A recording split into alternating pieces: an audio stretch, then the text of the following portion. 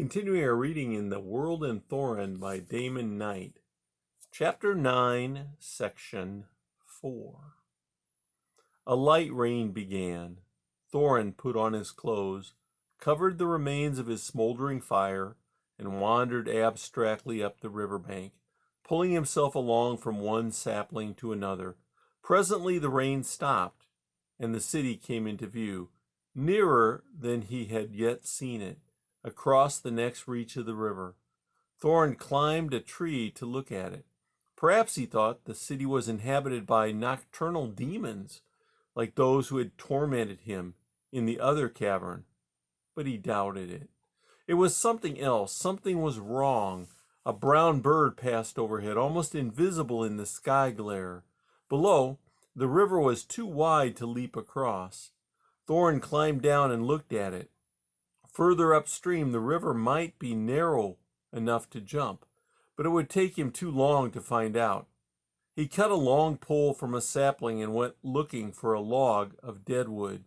He found one in a tangle of brush, a bare section of trunk 2 ells long, with a smaller limb projecting at a narrow angle, like a big finger and a little finger.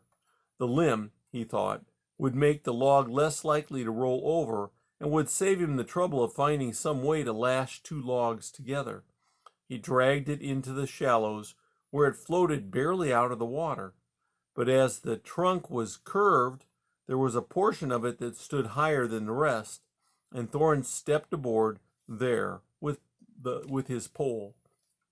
The log dipped majestically, lurched, rose again, while a wave surged out knee-high all around him.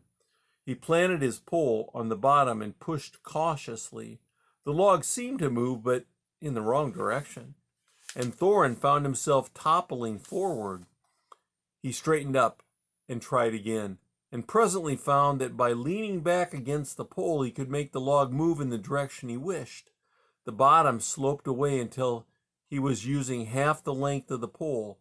Presently the current took him, but he had got the hang of it now.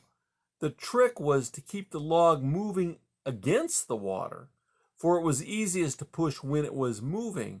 With each stroke, the forward end of the log rose and dipped, making a tall arrow-shaped wave and scattering a few balls of water the size of his fist that wobbled away bright in the skylight. A breeze sprang up, and gentle wavelets began to march past the log one after another. As the breeze freshened, the waves grew taller and further apart. Thornton realized with alarm that the log was already pitching dangerously.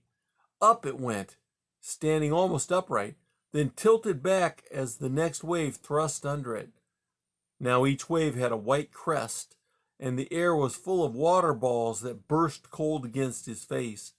Desperately, he kept his balance on the log, knowing that if he fell off, he must drown.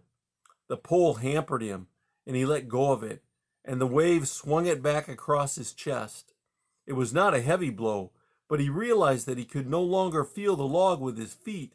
Half blinded by spray, he saw the log lifting past him and clutched at it.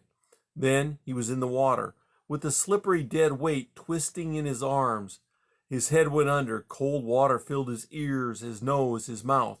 He struggled, somehow found himself atop again, clutching the limb with one hand and the trunk with the other.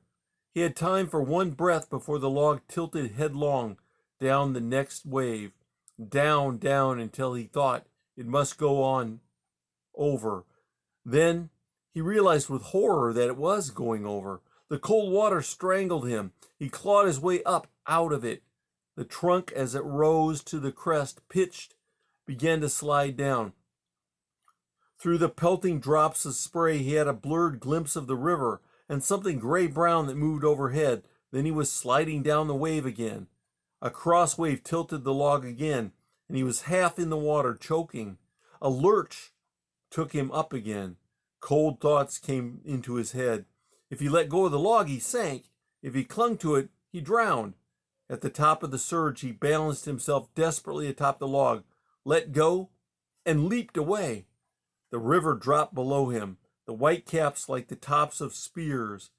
He could see the far shore still 100 ells distance. Now the river rose toward him again. Through the flying spray, he saw the log lurch upward, reached it, grasped it, swung around with his agonizing slowness, and went under. He came up drenched and half blinded. He balanced himself again, somehow, on the plunging log, and leaped once more, this time at an angle. Raindrops were descending in long silver chains, blown awry by the wind and mingled with the spray. The river rose again below him. The log was gone, and the shore. Now he saw the pebbled beach, but he could fall a dozen ells short of it. Down he went helplessly. The water sprang up over his chin and nose. Then his good foot touched something, and he leaped up, fighting for breath, down again, and he was in the shallows. He strove against the waves, and in a moment staggered up alive onto the wet pebbles. The wind slackened and died. The waves subsided.